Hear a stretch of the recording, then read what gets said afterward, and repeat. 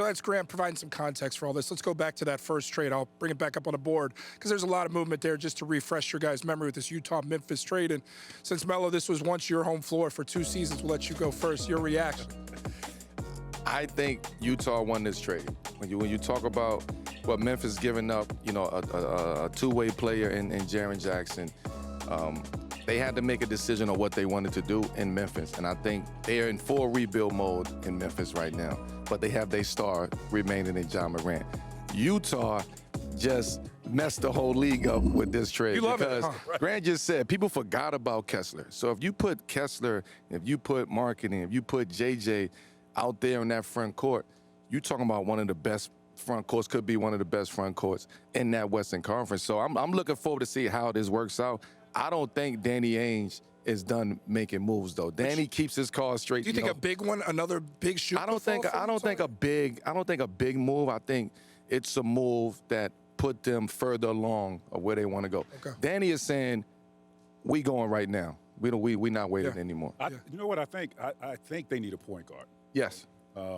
Trading away, the guys that they trade away, but to bring in Jaren Jackson, who's a guy that is limited rebounder. I think he needs to be better at rebounder, but pairing him with Kessler, I think puts him in the right positioning to succeed.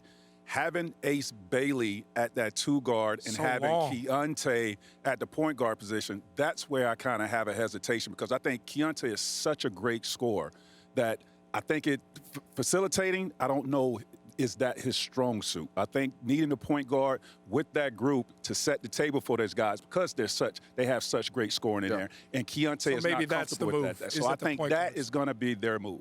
What surprises me is listening to them, Grant say they're not trying to win now. It's tough to say that when you have that group, that starting group, because they're very capable and they're going to be pretty darn good defensively, and they can get out and run. It's scary to also imagine. Well, let me say this: they're protecting that 8th pick. I don't blame you with that one, with what's out there, the talent, and you find maybe your point guard. Let's not forget that part. Yeah, and other shooters as well. So it's going to be. To me, it's tough to tell guys like a JJJ who's getting a new opportunity. You look at this, your starting lineup, and not get excited about what you have and go out there and play hard. So I'm interested to see how they play that. How they play those cards.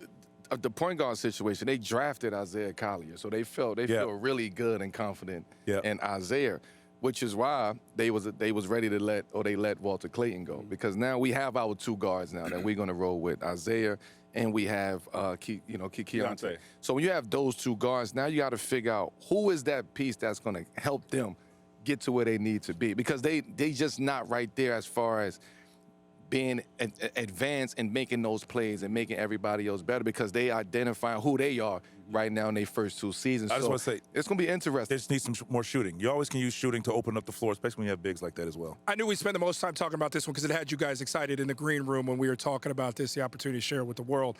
And Danny's not done yet. We know that Danny's not done yet. Hit subscribe for more news, highlights, and analysis from the NBA on NBC.